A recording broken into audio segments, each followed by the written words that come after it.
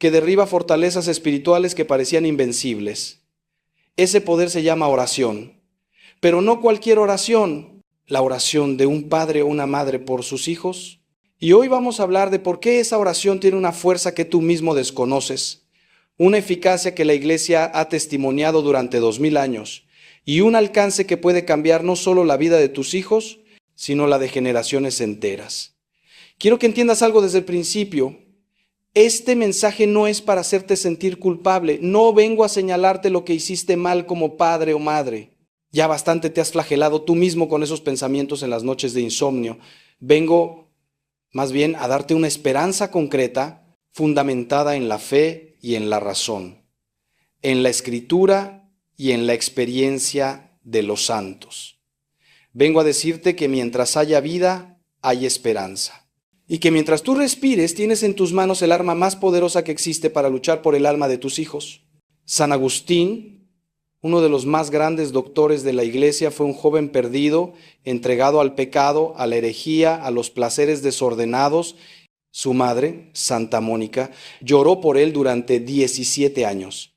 17 años de lágrimas, de súplicas, de rosarios interminables. Y un obispo le dijo una frase que debería estar grabada en el corazón de todo padre sufriente: es imposible que se pierda el hijo de tantas lágrimas. Agustín no solo se convirtió en santo, en doctor de la Iglesia, en luz para millones de almas a lo largo de la historia. Y todo comenzó con las lágrimas de una madre que no dejó de orar. Pero déjame ser honesto contigo, porque la honestidad es parte del amor. Orar por tus hijos no es magia. No es una fórmula que garantiza resultados inmediatos. No es meter una moneda en una máquina expendedora y esperar que salga el producto que quieres.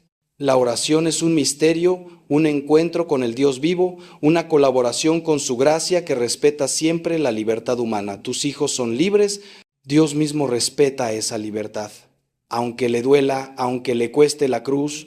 Pero la oración hace algo extraordinario, abre canales de gracia, debilita las fortalezas del enemigo, ilumina la inteligencia, fortalece la voluntad, dispone el corazón.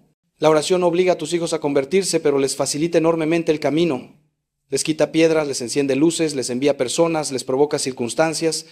La oración es como preparar el terreno para que la semilla pueda germinar. Y eso, querido padre, querida madre, está en tus manos. A lo largo de este mensaje vamos a profundizar en este misterio. Vamos a ver qué dice la Escritura sobre la oración de los padres. Vamos a aprender de los santos que oraron por sus hijos y vieron milagros. Vamos a entender por qué el demonio tiembla cuando un padre se arrodilla. Vamos a descubrir formas concretas de orar que son especialmente poderosas. Y vamos a enfrentar las dudas, los miedos, las tentaciones de desánimo que seguramente te han asaltado. Porque si estás escuchando esto, probablemente has orado mucho y no has visto resultados. Probablemente te has preguntado si Dios te escucha, si le importa, si realmente puede hacer algo. Y yo vengo a decirte, con toda la fuerza de mi convicción sacerdotal, sí te escucha, sí le importa y sí puede hacer algo. De hecho, ya lo está haciendo, solo que tú todavía no lo ves. Quiero comenzar hablándote del fundamento bíblico de lo que estamos tratando, porque nuestra fe no se basa en sentimientos ni en opiniones personales, sino en la palabra de Dios, que es eterna e inmutable. En el libro de Job, ese hombre justo que sufrió tanto, encontramos un detalle que a menudo pasa desapercibido. Job tenía hijos y la Escritura nos dice que cada vez que sus hijos celebraban fiestas, él se levantaba temprano y ofrecía holocaustos por cada uno de ellos. ¿Por qué? El texto lo explica con las propias palabras de Job. Quizás mis hijos hayan pecado y maldecido a Dios en su corazón. Fíjate bien, Job no esperaba a que sus hijos le pidieran que orara por ellos. No esperaba ver signos evidentes de pecado. Él oraba preventivamente, protectoramente, constantemente. Ofrecía sacrificios por la posibilidad de que hubieran ofendido a Dios incluso en su interior, en sus pensamientos, en sus intenciones. Esta es la actitud del padre espiritual, no reactiva, sino proactiva. No esperar a que el incendio arrase la casa, sino mantener siempre los extinguidores listos y el sistema de alarma funcionando. Y hay algo más profundo todavía en este pasaje. Job actuaba como sacerdote de su familia. En el Antiguo Testamento, antes de la institución del sacerdocio levítico, el padre de familia ejercía funciones sacerdotales. Ofrecía sacrificios, bendecía, intercedía, Y aunque hoy tenemos el sacerdocio ministerial instituido por Cristo, los padres conservan una participación en el sacerdocio común de los fieles que el bautismo nos confiere. Esto significa que tu padre, tu madre, tienes una autoridad espiritual sobre tus hijos que nadie más tiene. No es una autoridad de dominio, sino de servicio y de intercesión. Cuando tú oras por tus hijos, no oras como un extraño, sino como quien tiene un vínculo sagrado establecido por Dios mismo con esas almas. Y ese vínculo hace que tu oración tenga un peso, una urgencia, una eficacia particular ante el trono de la gracia. El Nuevo Testamento confirma y profundiza esta realidad. En el Evangelio de Marcos, capítulo 9, encontramos la historia de un padre desesperado que trae a su hijo poseído por un espíritu mudo ante Jesús. Los discípulos no habían podido expulsarlo. El padre, con una mezcla de fe y duda que seguramente tú conoces bien, le dice a Jesús: si puedes hacer algo, ten compasión de nosotros y ayúdanos. Y Jesús le responde con esa frase que debería grabarse en tu corazón: si puedes, todo es posible para el que cree. El padre entonces pronuncia una de las oraciones más hermosas y honestas de toda la Escritura: creo, Señor, pero ayuda a mi incredulidad. Y Jesús sana al muchacho. ¿Qué nos enseña esto? Que no necesitas una fe perfecta para que tu oración sea eficaz. Que puedes ir a Jesús con tu fe frágil, con tus dudas, con tu cansancio, y Él actuará. Que lo importante no es la cantidad de tu fe, sino el objeto de tu fe, Jesucristo, para quien todo es posible. Pero hay otro detalle en este pasaje que es crucial. Cuando los discípulos le preguntan a Jesús en privado por qué ellos no pudieron expulsar al demonio, Él les dice: esta clase solo puede salir con oración y ayuno. Aquí, Jesús nos revela que hay batallas espirituales que requieren un esfuerzo particular, una intensidad especial en la oración, un sacrificio añadido como el ayuno. Si tu hijo está atrapado en una adicción, en una ideología destructiva, en una relación que lo está hundiendo, en una rebeldía que lo aleja de Dios y de ti, no basta con rezar una Ave María de vez en cuando. Necesitas entrar en batalla. Necesitas armarte con las armas que Cristo mismo te indica: oración intensa, perseverante, confiada y ayuno. El ayuno no es solo privarte de comida. Puedes ayunar de televisión, de redes sociales, de comodidades, de quejas. El ayuno es decirle a Dios con tu cuerpo: esto me importa tanto que estoy dispuesto a sufrir por ello. Y ese lenguaje Dios lo entiende perfectamente. Piensa también en la viuda de Naín, cuyo hijo único había muerto y lo llevaban a enterrar. Jesús, al verla, se conmovió y le dijo: no llores. Y tocó el féretro y dijo: joven, a ti te digo, levántate. Y el muerto se incorporó y comenzó a hablar. Y Jesús se lo entregó a su madre. Esta escena es una imagen perfecta de lo que Dios quiere hacer con tus hijos. Quizás están muertos espiritualmente. Quizás los llevas en tu corazón como en un féretro camino al sepulcro de la desesperanza. Pero Jesús puede tocar ese féretro. Jesús puede decirle a tu hijo, a tu hija: levántate, y puede devolvértelo vivo, restaurado, transformado. Tu oración es lo que pone a tu hijo en el camino de Jesús. Tu oración es lo que hace que Jesús se fije en él, se conmueva, actúe. Nunca subestimes el poder de una madre que llora, de un padre que suplica. Esas lágrimas son vistas por Dios, esas súplicas son escuchadas. Y en el momento preciso que solo Él conoce, Él actuará. Ahora quiero que nos detengamos a considerar algo que quizás te incomode, pero que necesitas escuchar. La oración por tus hijos comienza con tu propia conversión. No puedes dar lo que no tienes. No puedes transmitir una fe que no vives. No puedes pedir a Dios que transforme a tus hijos si tú mismo te niegas a ser transformado. Esto no significa que tengas que ser perfecto para orar eficazmente. Ya vimos que el padre del muchacho poseído tenía una fe mezclada con dudas. Pero sí significa que tu oración debe ir acompañada de un esfuerzo sincero por vivir lo que profesas, por crecer en santidad, por eliminar de tu vida lo que ofende a Dios. San Juan Crisóstomo decía que los hijos son como espejos, reflejan lo que ven en sus padres. Si ellos ven en ti incoherencia, si ven que hablas de Dios pero vives como si no existiera, tu testimonio se debilita y tu oración pierde fuerza. Pero si ven en ti una lucha sincera por ser mejor, aunque caigas, aunque te equivoques, eso les habla más fuerte que 1000 sermones. Hay una frase del Papa Francisco que me parece muy iluminadora. Él dijo que los padres deben tener la humildad de pedir perdón a sus hijos cuando se equivocan. Esto es revolucionario. Esto rompe con la idea del padre autoritario que nunca admite errores, pero es profundamente evangélico. Cuando tú le pides perdón a tu hijo por haberle gritado, por haberle fallado, por no haber estado presente cuando te necesitaba, le estás enseñando algo que ningún libro puede enseñar, que todos somos pecadores necesitados de misericordia, y que la grandeza no está en no caer, sino en levantarse con humildad. Y esa humildad, querido amigo, querida amiga, es el terreno donde la gracia de Dios obra maravillas. Un padre orgulloso que nunca admite sus fallos construye un muro entre él y sus hijos y también entre su oración y el cielo. Un padre humilde que reconoce su debilidad abre las compuertas de la misericordia divina. Pero la conversión personal no se limita a reconocer pecados pasados. Incluye también una revisión de cómo oras. Muchos padres oran por sus hijos, pero oran mal. Oran con ansiedad en lugar de con confianza. Oran dictándole a Dios ¿qué tiene que hacer? En lugar de abandonarse a su voluntad. Oran buscando su propia paz, en lugar del verdadero bien del Hijo. Oran una vez y si no ven resultados inmediatos, se desaniman y abandonan. Orar bien por tus hijos requiere aprender a orar. Requiere formación, perseverancia, purificación de intenciones. Santa Teresa de Jesús decía que muchos abandonan la oración justo cuando estaban a punto de recibir grandes gracias, porque no perseveraron. No seas de esos. No abandones. Aunque pasen años, aunque parezca que nada cambia, tú sigue orando, porque en el mundo espiritual donde no ves, están pasando cosas, están cayendo murallas, se están abriendo puertas, se están preparando encuentros.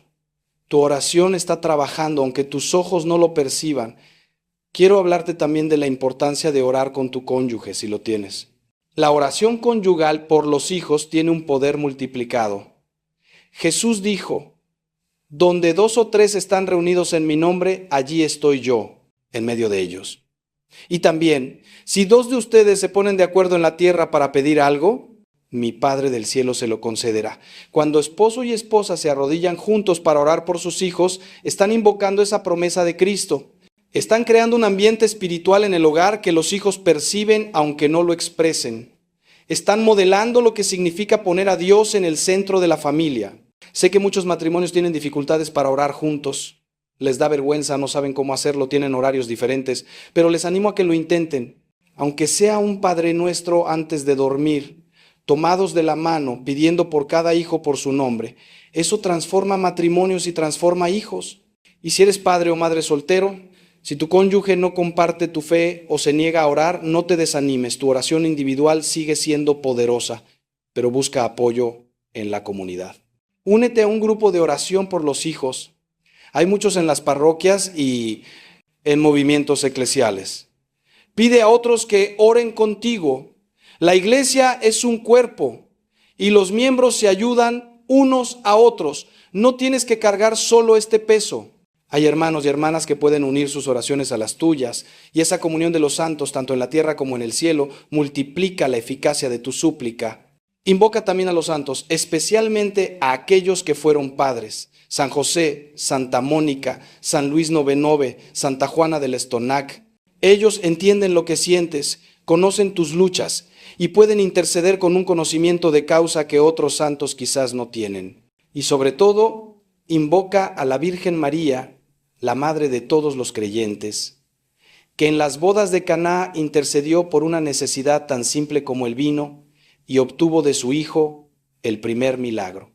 Si ella intercedió por el vino, ¿cuánto más intercederá por tus hijos?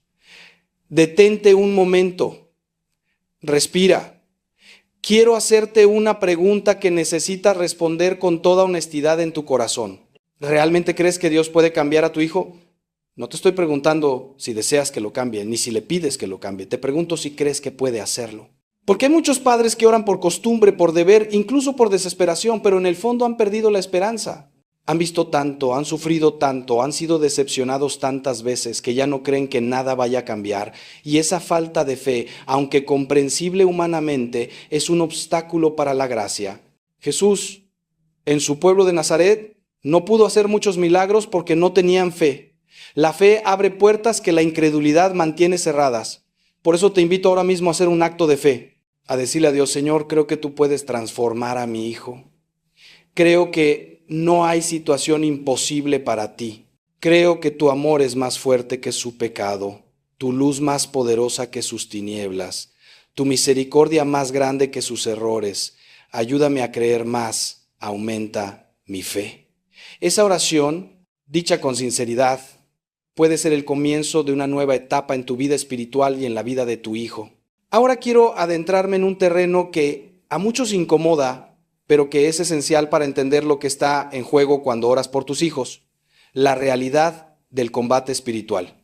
San Pablo nos dice claramente en la carta a los Efesios: nuestra lucha no es contra carne y sangre, sino contra los principados, contra las potestades, contra los dominadores de este mundo de tinieblas, contra los espíritus malignos del aire. Esto no es lenguaje simbólico ni poético, es una descripción de la realidad. Existe un enemigo de nuestras almas, y ese enemigo odia especialmente a las familias, porque sabe que la familia es la célula básica de la sociedad y de la iglesia.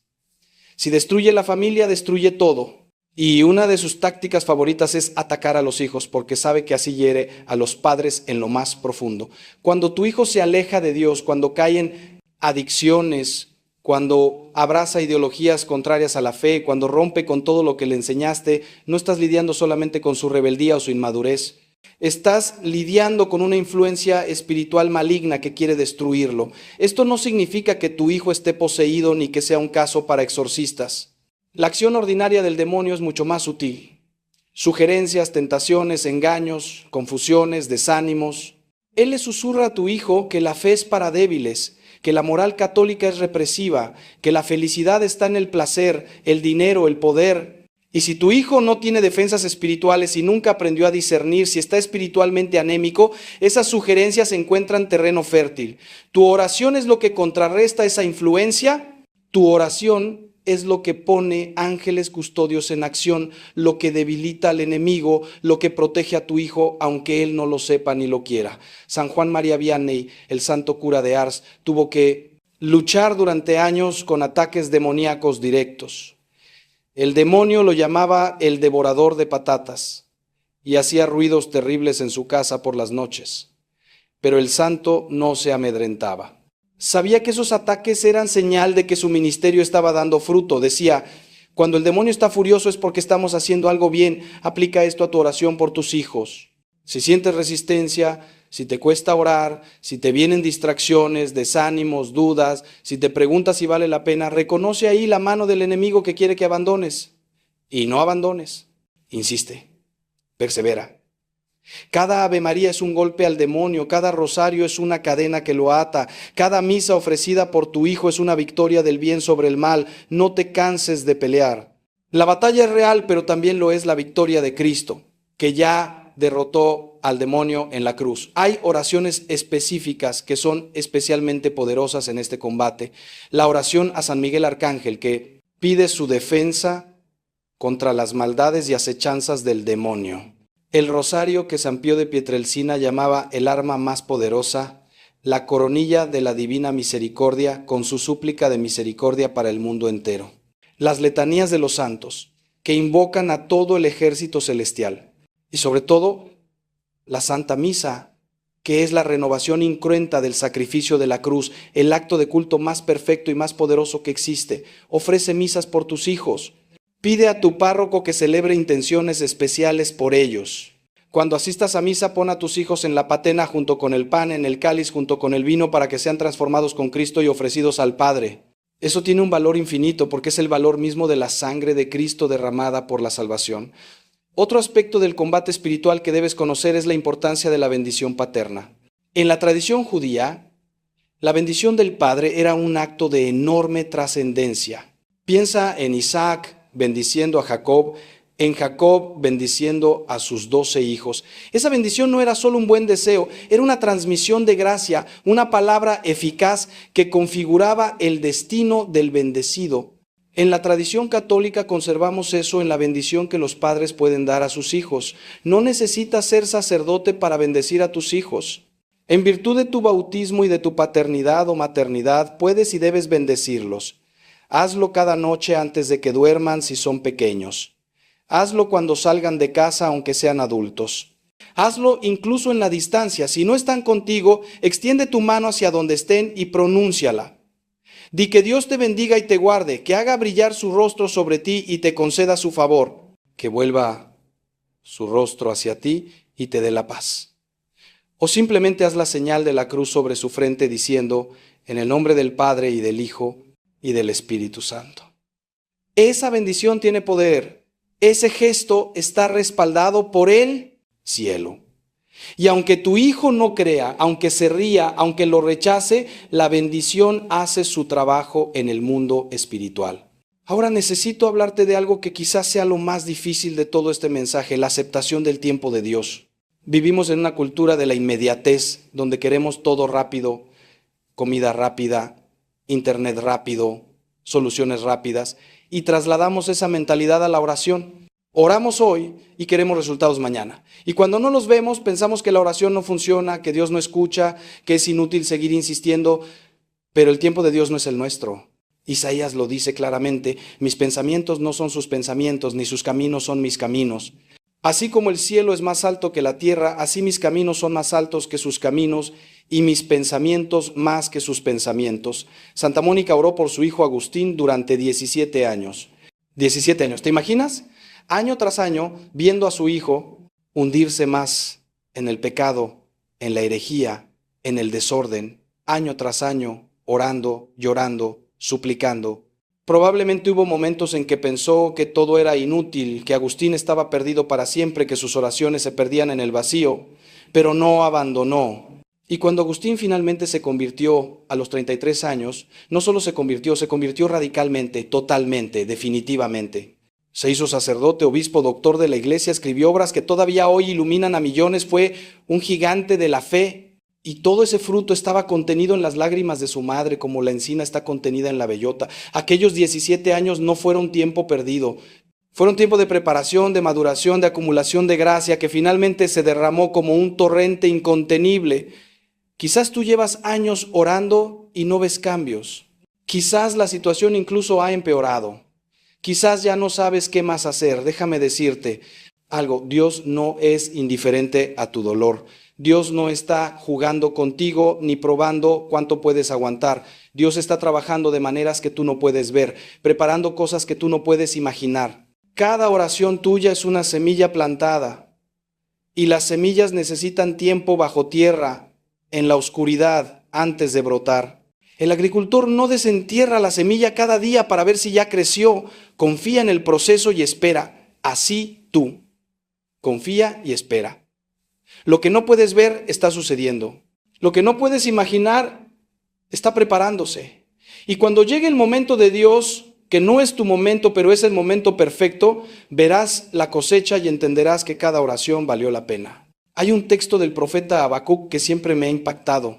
El profeta le reclama a Dios, ¿hasta cuándo, Señor, pediré auxilio sin que me escuches? Clamaré a ti por la violencia sin que me salves. Y Dios le responde, escribe la visión, grábala en tablillas para que pueda leerse de corrido. La visión espera su momento, se acerca a su cumplimiento y no fallará. Si parece que tarda, espérala porque vendrá sin falta. Dios no promete que responderá inmediatamente. Promete que responderá sin falta. La visión, el cumplimiento de tu oración tiene un momento designado que no conoces, pero que está fijado en la sabiduría eterna de Dios. Tu trabajo es seguir orando, seguir confiando, seguir esperando. Y cuando llegue el cumplimiento será tan claro, tan pleno, tan hermoso, que toda la espera quedará justificada. Mientras tanto, aprende a encontrar paz en medio de la incertidumbre. Esto es clave. No puedes vivir en angustia permanente mientras esperas la conversión de tu hijo. Eso te destruirá a ti y no ayudará a nadie. La paz no es resignación pasiva ni indiferencia. La paz es confiar en Dios tan profundamente que puedes descansar en Él aunque la tormenta siga rugiendo. Jesús dormía en la barca mientras las olas amenazaban con hundirla. Ese sueño no era irresponsabilidad. Era confianza absoluta en el Padre. Así tú. Haz tu parte, ora, ofrece, bendice y luego descansa. Suelta el control que nunca tuviste realmente. Pon a tu hijo en las manos de Dios y déjalo ahí. Eso no significa desentenderte ni dejar de orar, significa dejar de cargar una ansiedad que no te corresponde. Significa confiar en que Dios ama a tu hijo más que tú y sabe mejor que tú lo que necesita. Y quiero ahora revelarte algo que quizás no has considerado. Dios puede usar el sufrimiento de tu hijo para su salvación y para la tuya. Esto es difícil de aceptar, lo sé, pero es profundamente bíblico. El hijo pródigo tuvo que llegar al extremo de desear la comida de los cerdos para volver en sí y regresar a la casa del padre. Si alguien lo hubiera rescatado antes, quizás nunca habría vuelto. A veces el amor más grande es dejar que el otro toque fondo, porque solo ahí descubrirá que necesita ser levantado. No estoy diciendo que no ayudes a tu hijo si está en peligro real, pero sí que a veces la ayuda que él necesita no es que lo saques del problema, sino que lo acompañes en el problema hasta que él mismo decida salir. Y tu oración durante ese proceso es lo que garantiza que la gracia de Dios lo esté acompañando, sosteniéndolo para que no se destruya del todo, iluminándolo para que vea la salida. Déjame hacerte otra pregunta que requiere que mires profundo en tu corazón. ¿Has perdonado a tu hijo? Sé que esto puede parecer extraño. Tú eres la víctima, tú eres el que ha sufrido, tú eres el que ha dado todo y ha recibido rechazo. Pero precisamente por eso necesitas perdonar. El resentimiento, aunque sea comprensible, es un veneno que te enferma a ti y que bloquea tu oración. Cuando guardas rencor, cuando repites mentalmente las ofensas, cuando deseas que tu hijo pague por lo que te ha hecho, estás construyendo un muro entre tú y Dios, porque Jesús dijo claramente, si ustedes perdonan a los hombres sus ofensas, también el Padre Celestial los perdonará a ustedes. Pero si no perdonan a los hombres, tampoco el Padre los perdonará a ustedes. No puedes pedir misericordia para tu hijo si tú mismo no eres misericordioso con él. Perdonar no significa aprobar lo que hizo. No significa olvidar ni fingir que no pasó nada. Perdonar significa renunciar al derecho de venganza, soltar el resentimiento, desear el bien del otro a pesar del mal que te causó. Es un acto de la voluntad, no del sentimiento. Puedes perdonar aunque todavía te duela, aunque todavía sientas rabia, aunque todavía llores. Perdonas porque decides perdonar, porque sabes qué es lo que Dios te pide, porque quieres ser libre del peso que te esclaviza. Y una vez que perdonas, tu oración se libera. Fluye hacia Dios sin obstáculos. Baja hacia tu hijo con toda su fuerza. El perdón es la llave que abre puertas cerradas tanto en tu corazón como en el cielo. Muchos padres me dicen, Padre, yo he perdonado a mi hijo, pero no puedo olvidar. Y yo les respondo, no tienes que olvidar. El perdón no borra la memoria, transforma el recuerdo. Antes de perdonar, el recuerdo de la ofensa te llenaba de amargura, de ira, de dolor. Después de perdonar, el mismo recuerdo puede llenarte de compasión, de intercesión, de esperanza. Piensas en lo que tu hijo te hizo y en lugar de rabiar, oras. En lugar de maldecir, bendices. En lugar de desear su mal, deseas su conversión. Eso es el milagro del perdón. No cambia el pasado, pero cambia completamente lo que el pasado hace en ti. Y hablando de perdón, ¿te has perdonado a ti mismo? Porque muchos padres viven torturados por la culpa. Se repiten constantemente, si yo hubiera sido mejor padre, si hubiera estado más presente, si no hubiera cometido esos errores, mi hijo no estaría así. Y esa culpa los paraliza, los deprime, los hace sentir indignos de orar. Escúchame bien, sí, quizás cometiste errores, quizás fallaste en cosas importantes, pero eso no te descalifica para orar. Te cualifica, porque oras desde tu pobreza, desde tu necesidad, desde tu humanidad herida, y esa oración tiene una autenticidad que conmueve el corazón de Dios. El publicano que oraba en el templo diciendo, Señor, ten compasión de mí que soy un pecador, volvió a su casa justificado. No el fariseo que presumía de sus méritos. Tu oración de Padre imperfecto, pecador, arrepentido, es más poderosa que la oración de un ángel que no sabe lo que es caer. Además debes entender que tú no eres el único factor en la vida de tu hijo. Él tiene su propia libertad, sus propias decisiones, sus propias influencias. No puedes controlarlo todo y no eres responsable de todo. La culpa excesiva es una forma de orgullo invertido. Crees que tenías tanto poder sobre tu hijo que eres responsable de toda su vida, pero no es así. Hiciste lo que pudiste con lo que tenías en el momento que lo tenías. Quizás no fue suficiente, quizás fue equivocado, pero fue lo que pudiste.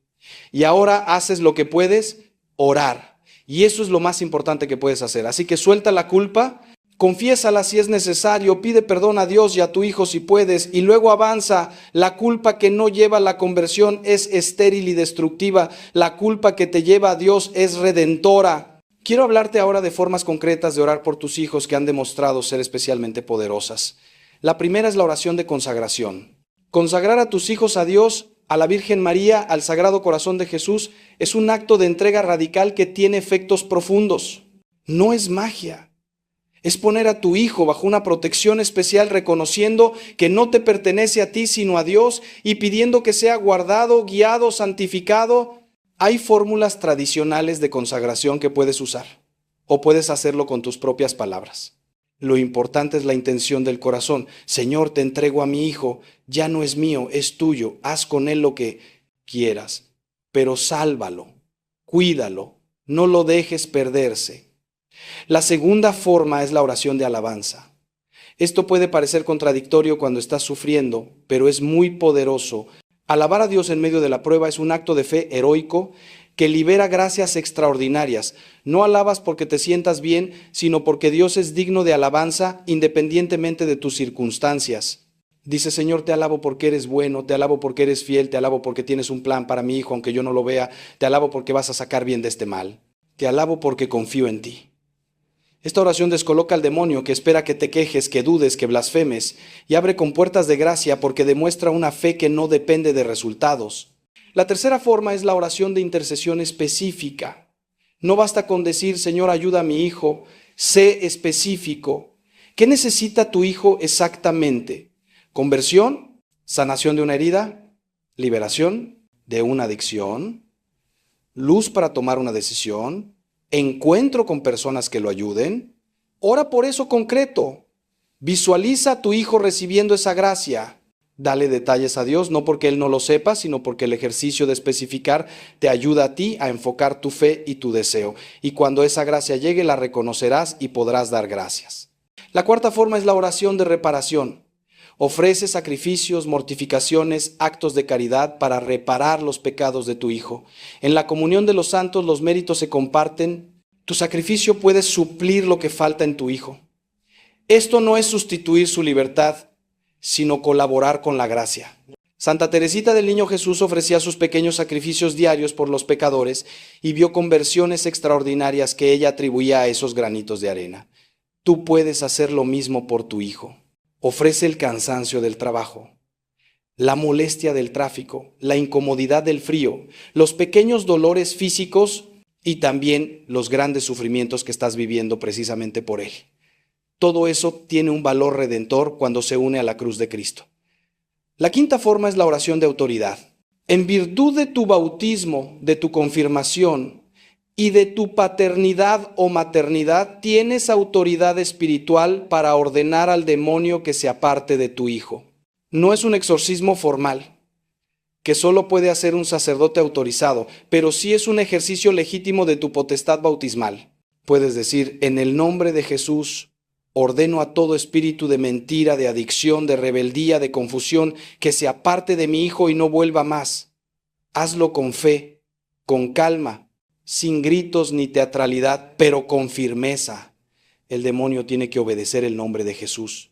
Y aunque no tenga certeza de que haya una influencia demoníaca específica, esta oración no hace daño y puede hacer mucho bien. Quiero proponerte también una práctica que ha transformado a muchas familias, la hora santa por tus hijos. 1 hora a la semana ante el Santísimo Sacramento, dedicada exclusivamente a orar por ellos. Puedes usar ese tiempo para todas las formas de oración que hemos mencionado: alabanza, intercesión, consagración, reparación. Puedes rezar el rosario meditando en cada misterio cómo se aplica a la vida de tu hijo. Puedes leer la Escritura y dejar que Dios te hable. Puedes simplemente estar en silencio, poniendo a tu hijo ante Jesús y dejando que Él lo mire con amor. Esa hora tiene un poder incalculable. Jesús está realmente presente en la Eucaristía, con su cuerpo, sangre, alma y divinidad. Estar ante Él es estar en la presencia más intensa de Dios que existe en la tierra. Y llevarle a tu hijo en esa hora es ponerlo ante la fuente misma de toda gracia. Si no puedes hacer 1 hora entera, haz lo que puedas. Media hora, 15 minutos. pero hazlo regularmente, cada semana, siempre a la misma hora si es posible, para crear un hábito, un compromiso, una cita con Dios, que no se rompe. Y si en tu zona no hay capilla de adoración, puedes hacer la hora santa en tu casa ante una imagen de Jesús o una vela bendita con el mismo espíritu de adoración y de súplica. Lo importante no es el lugar exterior, sino el lugar interior, tu corazón abierto, entregado, confiado. Y aquí necesito hacerte una advertencia seria. Cuidado con la oración, que es en realidad control disfrazado. Muchos padres oran para que sus hijos hagan lo que ellos quieren, vivan como ellos creen que deben vivir, tomen las decisiones que ellos consideran correctas. Y disfrazan eso de oración. Señor, que mi hijo vuelva a misa, que deje a esa novia, que estudie lo que yo digo, que se case por la iglesia. Pero eso no es orar por el bien del hijo. Es querer manipular al hijo usando a Dios como instrumento.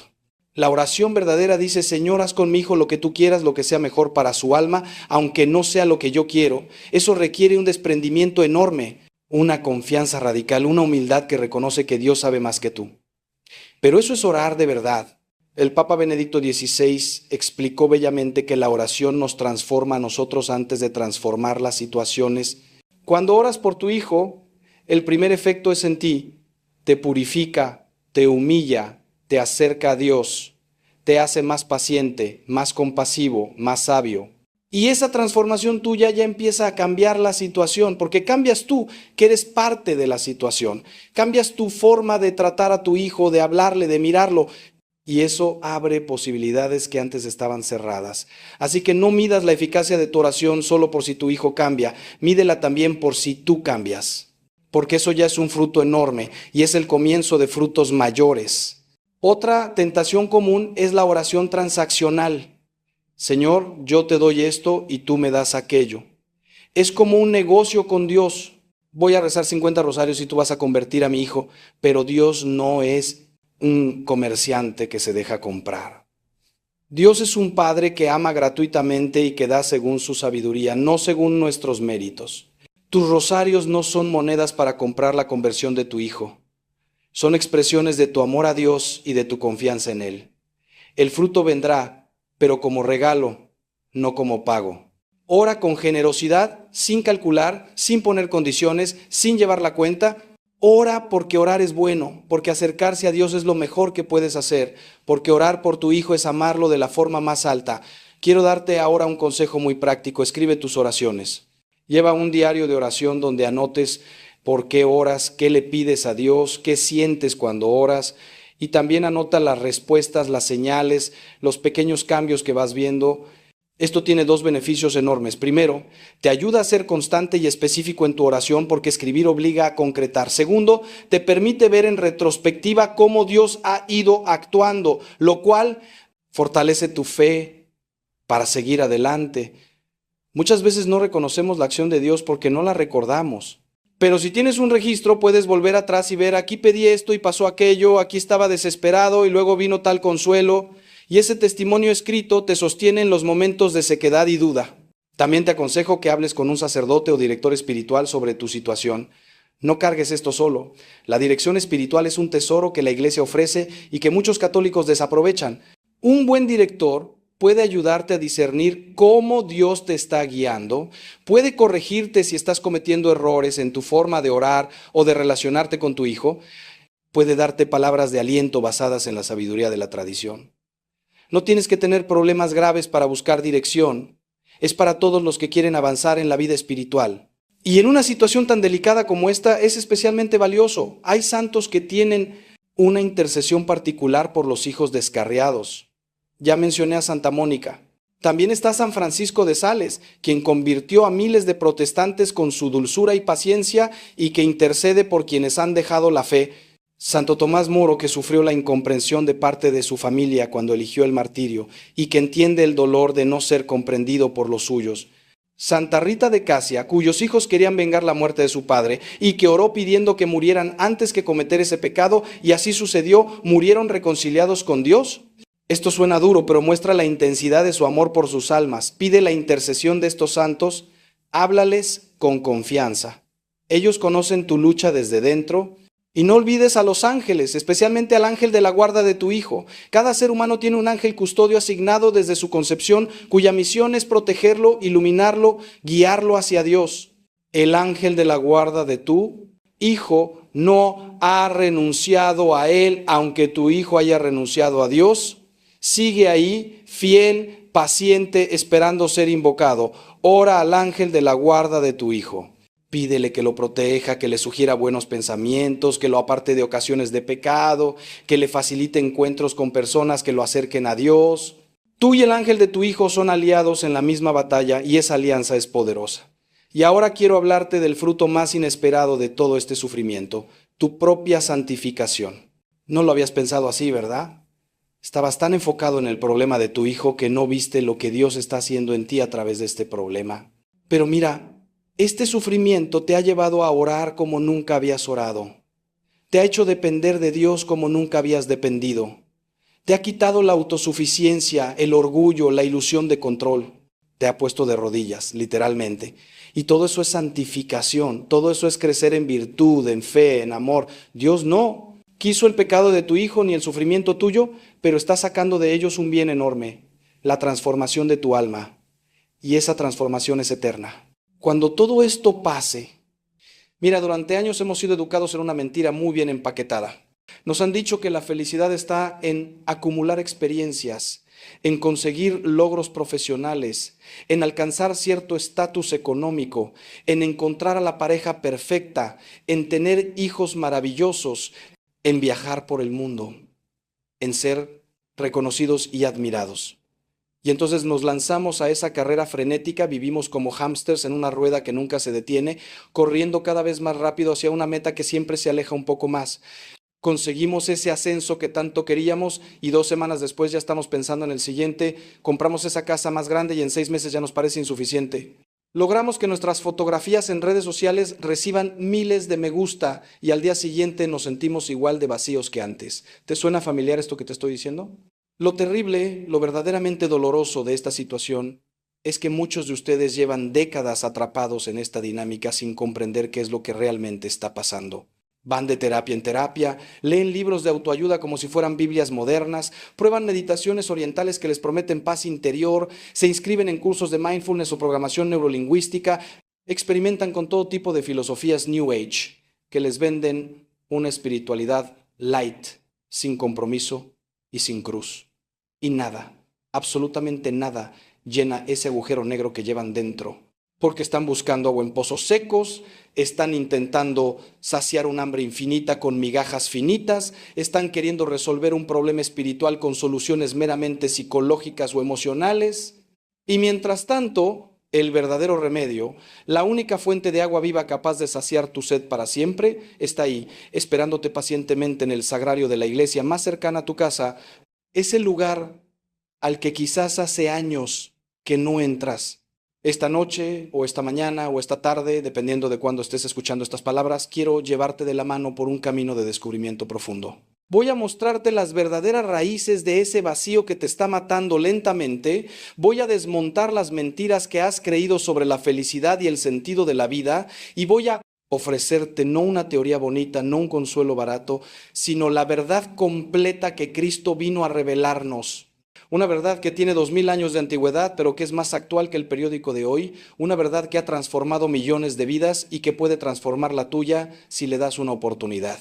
Así que respira hondo, abre tu corazón y acompáñame en este viaje hacia las profundidades de tu alma, porque lo que vamos a descubrir juntos puede cambiarlo todo. Permíteme empezar por decirte algo que quizás suene duro, pero que necesitas escuchar. Gran parte del vacío que sientes es consecuencia directa de haber desconectado tu vida de su fuente original. Imagina un teléfono móvil que se desenchufa de su cargador. Puede seguir funcionando durante horas, puede seguir mostrando una pantalla brillante y ejecutando aplicaciones, pero inexorablemente su batería se va agotando hasta que finalmente se apaga. Así es exactamente como funciona el alma humana cuando se desconecta de Dios. Puedes seguir adelante durante años, incluso décadas, manteniendo las apariencias, cumpliendo con tus obligaciones, sonriendo en las fotografías familiares, pero por dentro te estás quedando sin energía vital, sin sentido profundo, sin esa luz interior que solo viene de estar enchufado a la fuente correcta. La gran tragedia de nuestra época es que hemos construido toda una civilización basada en la premisa de que el ser humano puede ser autosuficiente, de que no necesitamos a Dios para nada. Nos creímos esa mentira prometeica de que podíamos robar el fuego divino y convertirnos nosotros mismos en dioses. La Ilustración nos prometió que la razón humana bastaba para resolver todos nuestros problemas. El marxismo nos dijo que la verdadera realización estaba en la revolución social y económica. El capitalismo nos sedujo con el sueño del consumo ilimitado y la acumulación de bienes materiales. El existencialismo ateo nos invitó a crear nuestro propio significado en un universo absurdo. Y ahora, en pleno siglo XXI, el relativismo posmoderno nos dice que cada quien tiene su verdad y que todo es válido siempre que no molestes a nadie. ¿Y cuál ha sido el resultado de todos estos experimentos filosóficos y sociales? Te voy a decir cuál ha sido el resultado, porque lo veo todos los días en mi ministerio sacerdotal. Nunca en la historia de la humanidad hemos tenido tantos recursos materiales, tanta tecnología, tanta comodidad, tanta libertad aparente, y al mismo tiempo nunca hemos tenido tantas personas profundamente infelices, ansiosas, deprimidas, adictas, perdidas. Las estadísticas de suicidio están en máximos históricos en muchos países desarrollados. Las consultas de psiquiatría están saturadas. Las adicciones a sustancias, al alcohol, a la pornografía, a los videojuegos, a las redes sociales están destrozando vidas por millones. Los matrimonios se rompen a la menor dificultad porque nadie nos enseñó que el amor verdadero requiere sacrificio y perseverancia. Las familias están fragmentadas, con hijos que apenas conocen a sus padres porque todos están ocupados persiguiendo sus propios sueños individuales. Y en medio de todo este caos, tú estás ahí, sintiendo ese vacío terrible que te come por dentro y sin saber cómo llenarlo. Pero déjame decirte algo fundamental que necesitas comprender. Ese vacío no es tu enemigo, aunque ahora mismo lo sientas así. Ese vacío es, paradójicamente, uno de los regalos más grandes que Dios te ha dado, aunque esto pueda sonarte contradictorio en este momento. ¿Por qué digo esto? Porque ese vacío es la prueba irrefutable de que fuiste diseñado para algo más grande que este mundo material. Es como si Dios hubiera grabado en tu ADN espiritual una especie de GPS divino que constantemente te está señalando hacia tu verdadero hogar, hacia tu auténtica plenitud, hacia Él. Los animales no sienten este tipo de vacío existencial porque están perfectamente satisfechos cuando tienen comida, refugio y pueden reproducirse. Pero tú, creado a imagen y semejanza de Dios, llevas dentro una capacidad infinita que solo puede ser llenada por algo infinito. San Juan de la Cruz lo explicó maravillosamente en su poesía mística cuando hablaba de esa noche oscura del alma, ese sentimiento de ausencia y vacío, que muchas veces es precisamente el momento en que Dios está trabajando más profundamente en nosotros. Santa Teresa de Ávila vivió años de sequedad espiritual antes de experimentar esas uniones místicas profundas con el Señor. Los grandes santos pasaron por el desierto del vacío porque ese desierto es necesario para que aprendamos a distinguir entre los espejismos que este mundo nos ofrece y el agua verdadera que solo Cristo puede darnos. Entonces, lo primero que quiero que hagas es cambiar tu perspectiva sobre ese vacío. No es una maldición que debes eliminar lo más rápido posible, llenándolo con cualquier cosa. Es una invitación sagrada a emprender un viaje hacia las profundidades de tu ser, donde Dios te está esperando pacientemente desde siempre.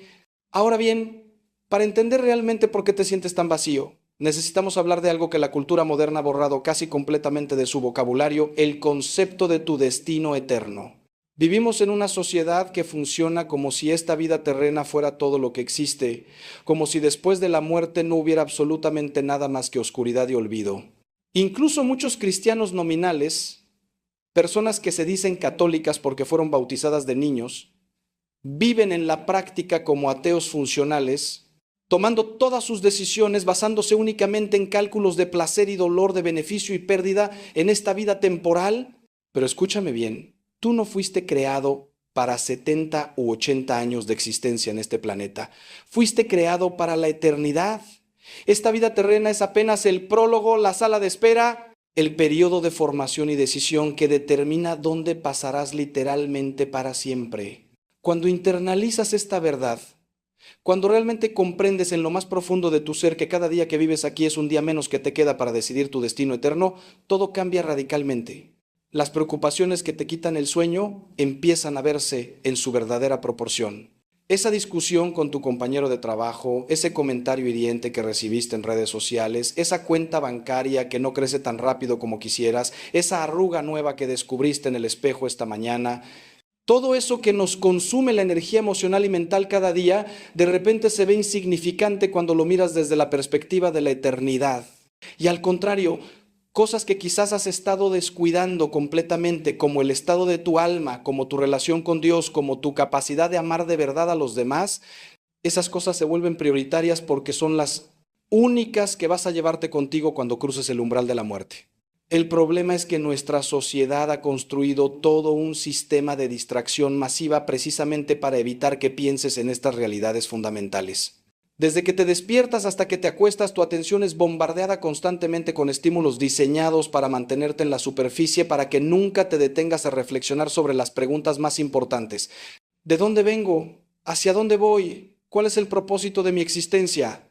¿Qué le voy a decir a Dios cuando me pregunte cómo usé los talentos que me dio, el tiempo que me concedió, las oportunidades que puso en mi camino?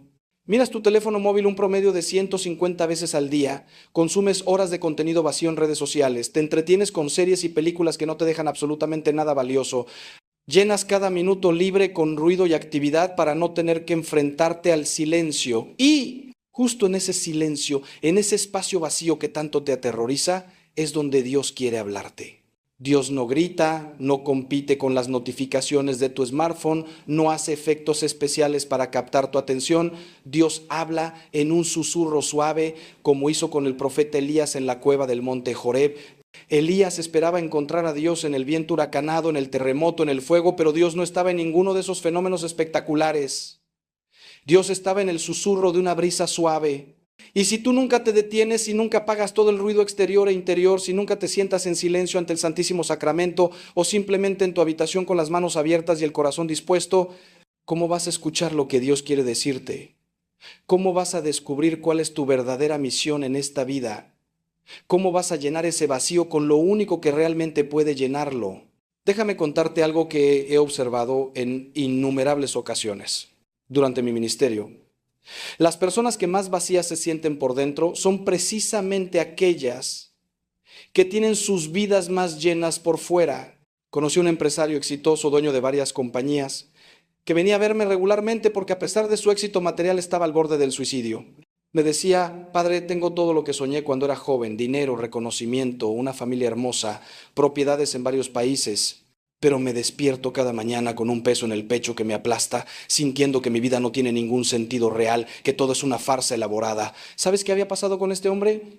Había dedicado 40 años a construir un imperio empresarial, pero había olvidado completamente construir su vida interior. Había alimentado su cuenta bancaria, pero había dejado morir de inanición su alma. Y ahora, a sus 60 años, se daba cuenta de que había ganado el mundo entero, pero estaba perdiendo su alma exactamente como Jesús nos advirtió en el Evangelio. Pero tengo una pregunta para ti, algo que quiero que te lleve contigo mientras seguimos avanzando en esta reflexión. ¿Qué pasaría si ese vacío que tanto te duele fuera en realidad la mejor noticia que has recibido en años? Y si te dijera que ese dolor es la señal de que todavía estás vivo espiritualmente, de que Dios no ha dejado de llamarte, de que todavía hay esperanza de una transformación radical en tu vida, quédate conmigo, porque lo que viene a continuación puede cambiar tu perspectiva para siempre.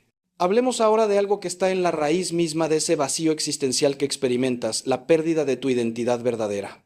En el mundo contemporáneo, tu identidad se ha reducido a una serie de etiquetas superficiales y roles sociales que desempeñas.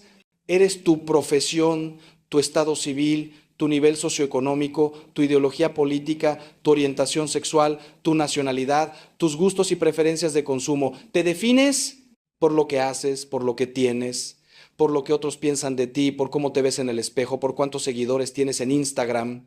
Y el problema fundamental de construir tu identidad sobre estos cimientos es que todos ellos son inestables, temporales, sujetos a cambio constante.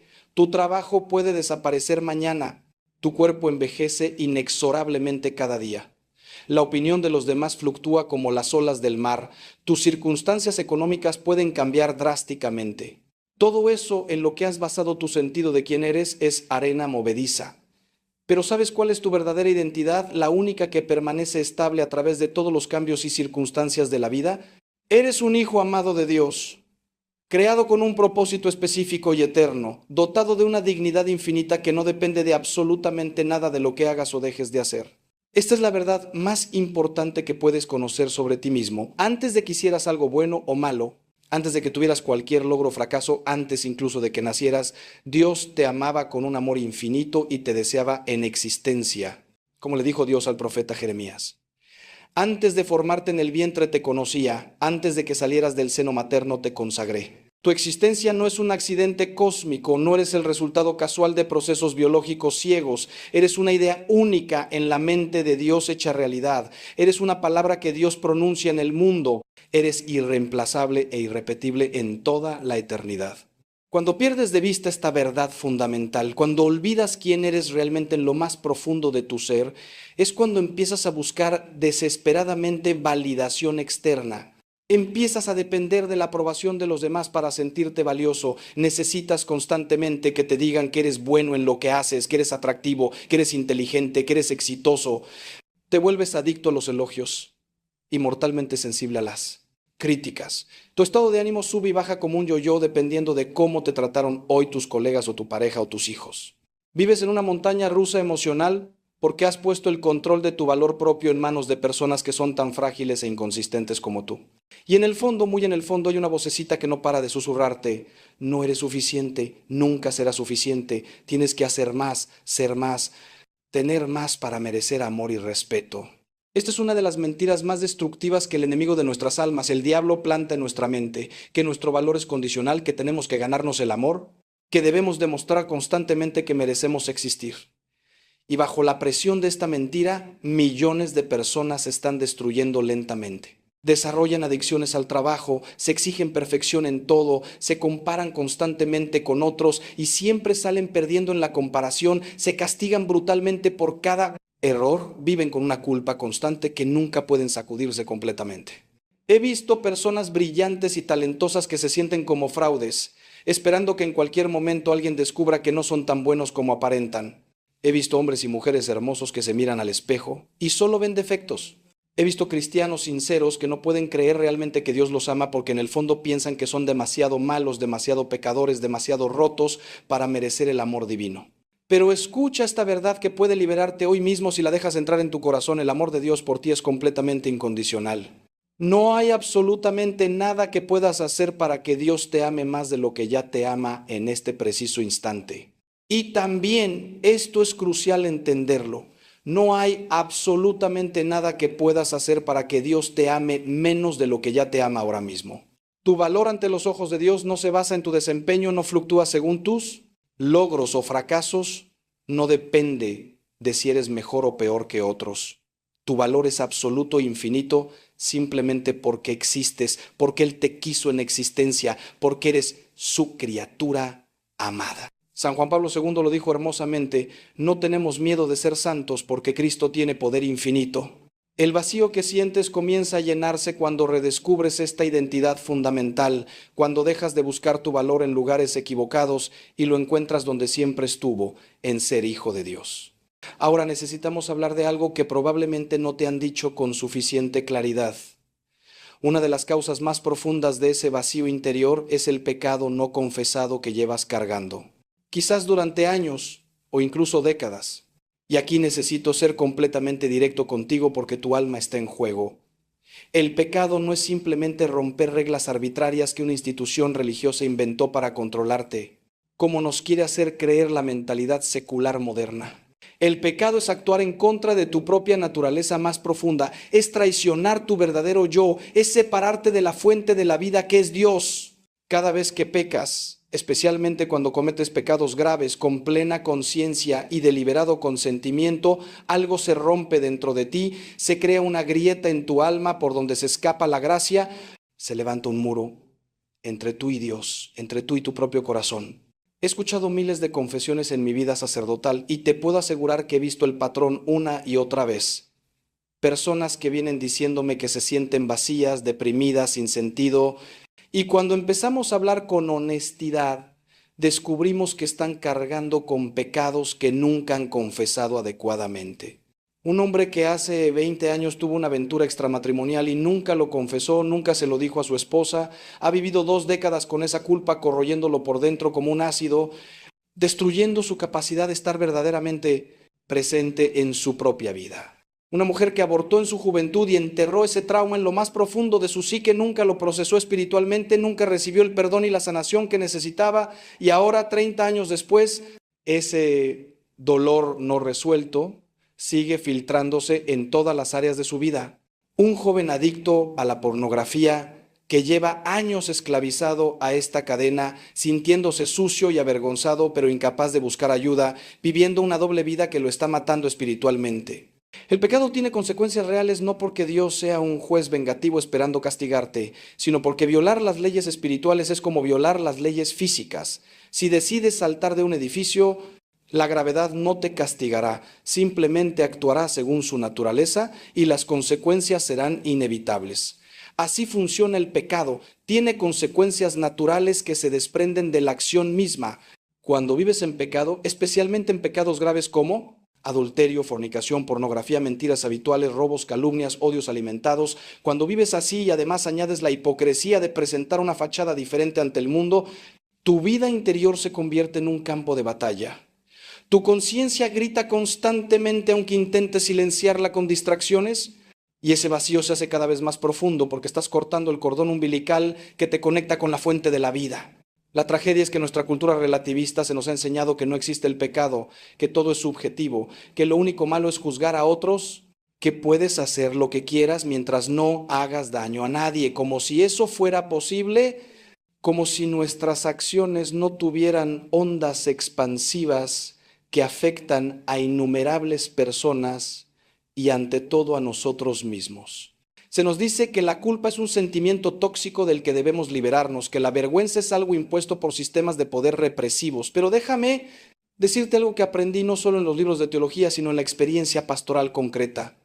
La culpa sana, esa voz de tu conciencia que te dice que hiciste algo malo, es uno de los mayores regalos que Dios te ha dado. Es tu sistema de alarma espiritual, es el dolor que te avisa que algo está dañado y necesita atención. Intentar eliminar la culpa sin eliminar la causa de la culpa, que es el pecado mismo, es como intentar curar una infección eliminando el dolor pero dejando la bacteria que la causa. Y aquí está la belleza incomparable del catolicismo. Aquí está por qué después de 2000 años esta iglesia sigue transformando vidas. Tenemos el sacramento de la reconciliación, la confesión sacramental, donde puedes traer toda esa basura que has estado cargando, todos esos secretos vergonzosos que no te atreves a contarle a nadie, todos esos pecados que te están matando por dentro, y ponerlos a los pies de un sacerdote que actúa en la persona de Cristo y escuchar las palabras más hermosas que pueden resonar en oídos humanos. Yo te absuelvo de tus pecados en el nombre del Padre y del Hijo y del Espíritu Santo. En ese momento, algo real y objetivo sucede. Tus pecados son perdonados. La gracia de Dios fluye de nuevo libremente en tu alma. Las cadenas se rompen, el peso se levanta. Puedes respirar de nuevo. No es terapia psicológica, aunque tiene efectos terapéuticos profundos. No es simplemente hablar de tus problemas, aunque eso también es parte del proceso. Es un encuentro real con Cristo resucitado que tiene el poder de perdonar pecados y quiere usarlo contigo hoy mismo. Permíteme llevarte más profundo todavía en este análisis de las raíces de tu vacío existencial, porque hay otra dimensión que necesitamos explorar, la falta de propósito trascendente en tu vida. Los seres humanos no podemos vivir sin un para qué que dé sentido a nuestras acciones diarias. Viktor Frankl, el psiquiatra judío que sobrevivió a los campos de concentración nazis, lo descubrió de la manera más dura posible. En Auschwitz, observó que los prisioneros que sobrevivían no eran necesariamente los más fuertes físicamente, sino aquellos que tenían una razón para vivir, un propósito que los trascendía, algo por lo cual valía la pena resistir un día más. Aquellos que perdían el sentido, que dejaban de ver un para qué en su sufrimiento, simplemente se tumbaban y morían. Frankl desarrolló toda una escuela de psicoterapia, la logoterapia, basada en esta idea que la búsqueda de sentido es la motivación primaria del ser humano. Pero aquí está el problema en nuestra sociedad contemporánea. Hemos perdido el gran relato, la narrativa unificadora que daba sentido a la vida humana.